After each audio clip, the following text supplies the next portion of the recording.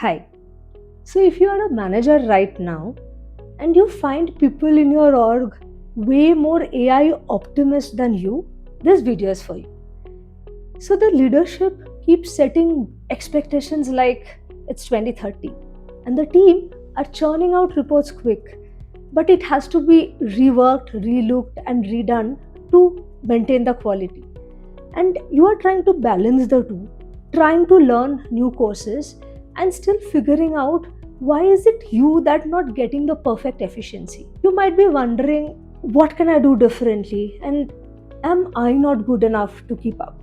Believe me, it's not you. The gap is structural. In this video today we will discuss three things. First of all, what is this gap? Secondly, is this gap the first time or have we seen before, and what can we learn from there? And thirdly, but most importantly, what can you do to take this thing in your hand? Not be a bystander in this change, but be actively involved in winning the race. By the way, if you are meeting for the first time, hi, I'm Anuradha. I lead teams and we do work in Claude day in and day out in the domains of analytics, planning, forecasting, process design, so on and so forth. So everything that I talk about are from real life experience. Well, so most organizations in current day and time is going through a bit of a chaos. The chaos of change management. Now this change management happens in a certain way. It first happens on the peripherals. The middle section typically has the last stage of transition, and this is not the first time that this is happening. Let's take an example.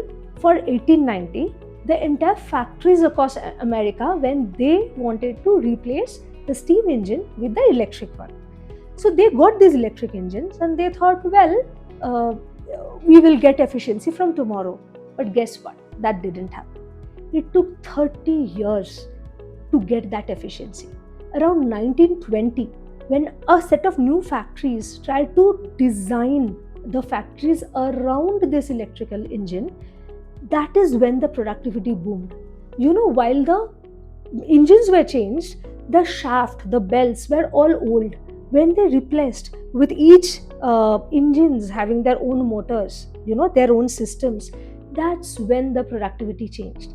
And this entire transition is amazingly documented by Stanford economist Paul David. And if you want to read more about it, you can let me know. I'll share the links.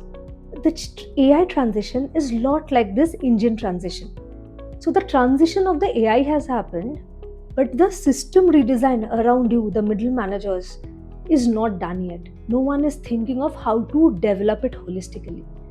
So now the leadership has a certain pace of expectation. Your teams are not holding up and you are trying to bridge the gap, feeling burnt out. This is a discernment gap, a timeline mismatch that it needs to be structurally thought and solved, right?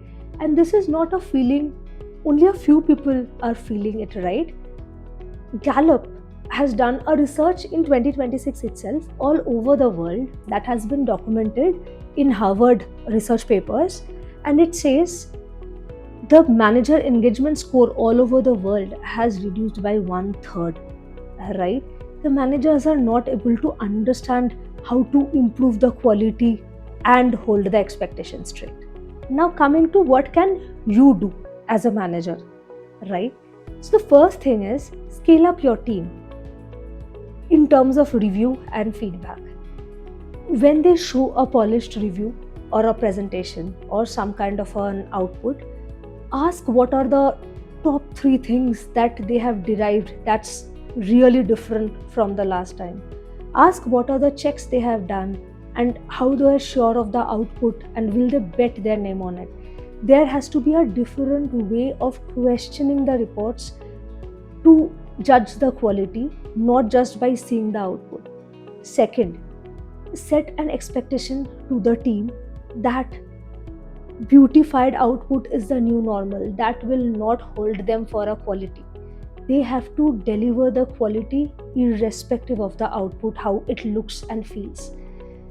Setting the straight expectation in one-on-ones and feedbacks levels up the game. When it comes to a manager, the manager managers or the leaders. The leaders typically like when we show that we understand their point of view and figure out a way of turning these vague expectations to a deliverable outcomes. So create a project, ask for the help it's required, and try to slip in an ETA which is reasonable. That ETA may not still hold good, they may still push to do it earlier, but what they'll understand is you are thinking in the same line, you are trying to bridge the gap, and there is already a solid roadmap towards it. That builds confidence. The third part, if you yourself feel that you are not scaling enough and you need more courses and materials, there are a lot around.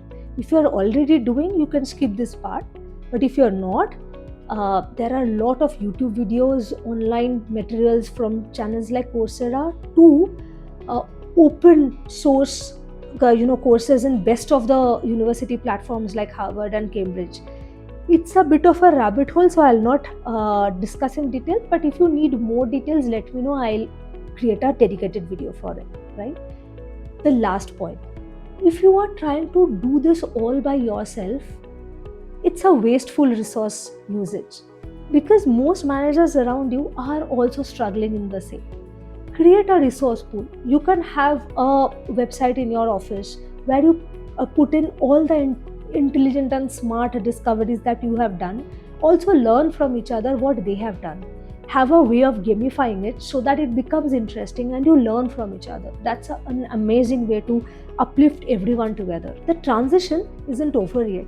You are just in the middle of it, and just at the point where taking the right step will win you a lot in this milestone of your career. The worst thing would be judging yourself, doubting yourself, and letting this go, not doing anything about it, and being a bystander. If you need any of these points in details, if you want any similar topics that needs to be discussed, comment below and I'll create more videos on the same.